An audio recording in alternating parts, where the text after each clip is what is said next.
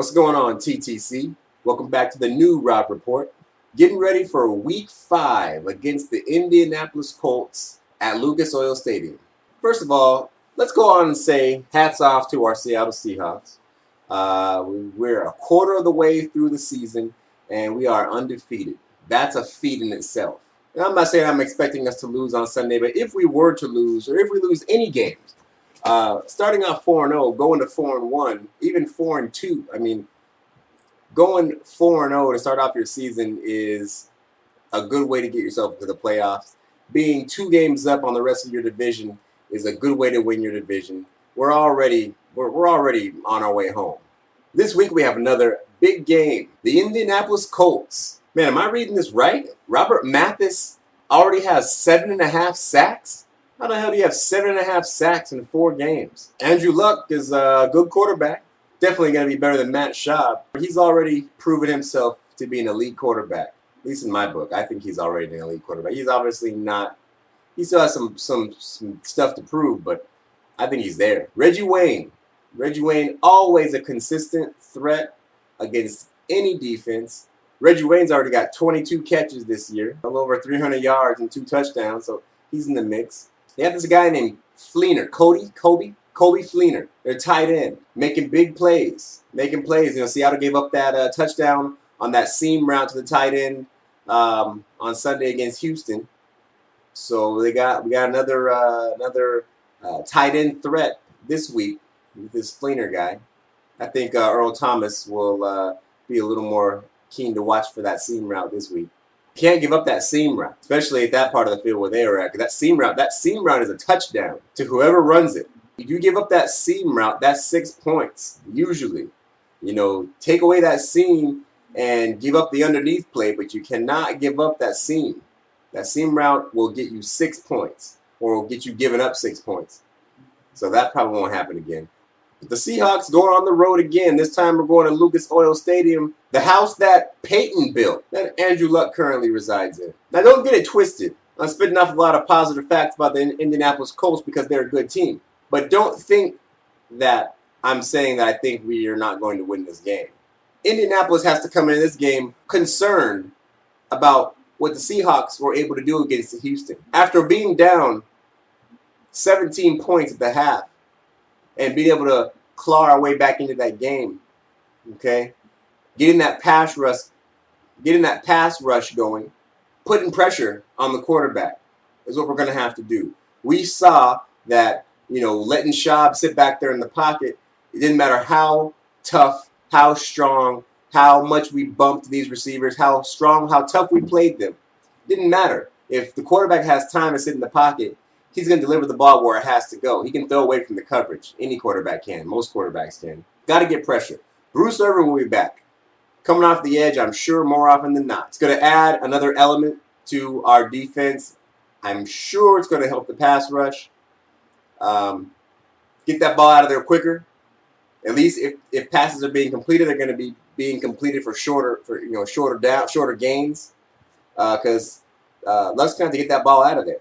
I think we're going to be able to force the young quarterback into outthinking himself or overthinking into making mistakes. The running game in Indy isn't all that great, I don't think. I'm not writing home to anybody about it. Trent Richardson in 2 games has 33 carries for less than 100 yards, averaging less than 3 yards a carry. I think we'll probably shut the run down early and force Andrew Luck to beat us. As long as we don't end up going down early in the game, I think we might be able to take away the run altogether, especially if we can get down there and score. You know, we did a really good job. We got down there and got a field goal early against Houston, and that was it. But if we get down there, we can score early. We can score first, score early. You know, that changes the whole dynamic of the game. You know, we can, you know, our run defense is very capable. But if we can get down there and score, our offense can help our defense out a whole lot by scoring early. And they're not going to be able to run the ball. So look for that. As far as our offense is concerned, Indy's defense is well aware of what happened on Sunday. And I got to say that I'm thinking they've got to keep guys in the box. They're going to have to keep guys in the box after watching Russell did to that Houston defense in that fourth quarter on Sunday. They've got to keep guys in the box. They've got to try to play the contain because they're not. There's no way that they. I don't think there's any way that their defense can allow what happened on Sunday. They got to say, okay, we can't let that happen. So they got to keep guys in the box. If they bring guys down in the box, Russell Wilson will be able to hit the open man. They're going to have to play a spy down there against Russell Wilson, along with Marshawn running the ball, with Turbo running the ball.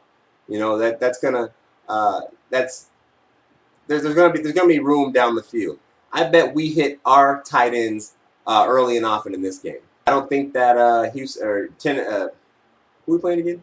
Indianapolis is not going to have a pass rush quite as effective as Houston, but they're going to keep guys in the box to try to keep us from running the ball with anyone, with Russ, whether it's Russell or Marshawn or Turbin. They got to keep guys in the box to keep that running game from affecting the game. Not saying that our running game is going to dominate, but just being able to affect the game. We didn't dominate the game with our running game against Houston. We just affected the game with it. We turned the game around with it. I'm looking for it to be a passing game this week, more than the running game maybe even. I still see the Colts as a finesse team, not a power team. I know they've been running a little bit of a power offense as far as running the ball is concerned. But they're definitely more finesse than anything else, I think.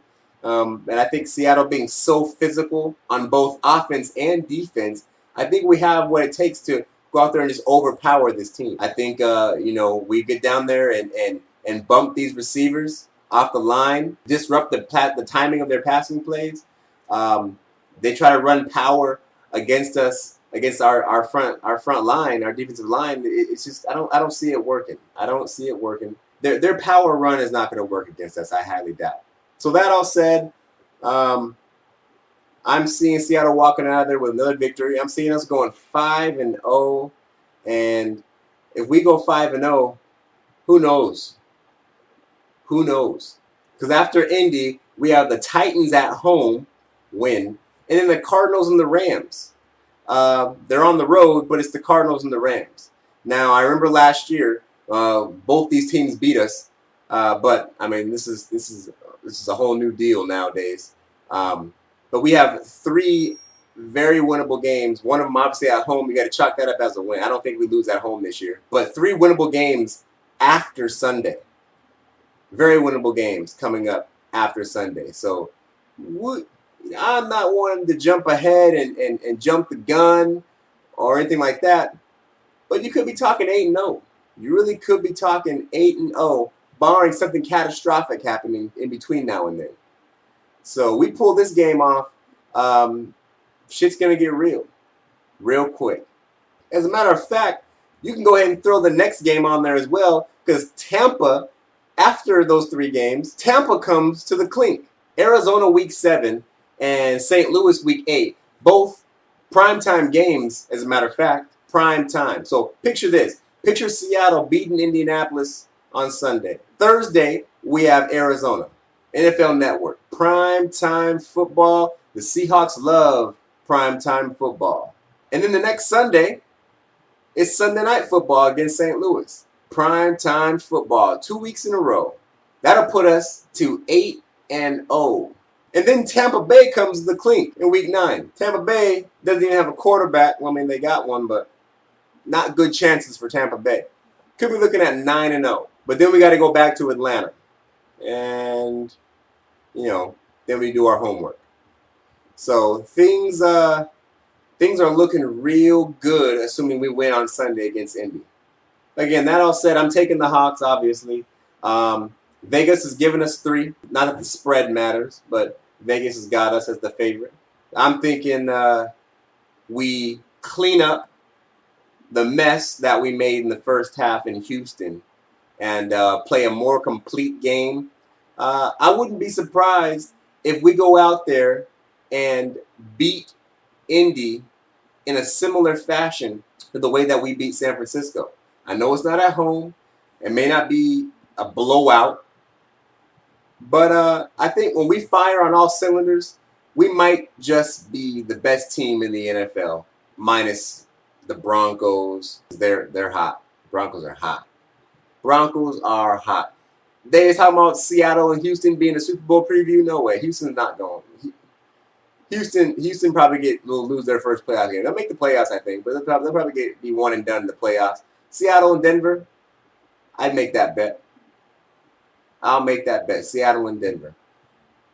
Denver's hot. Anyway, that's all I got. Fuck the Colts. Go Hawks.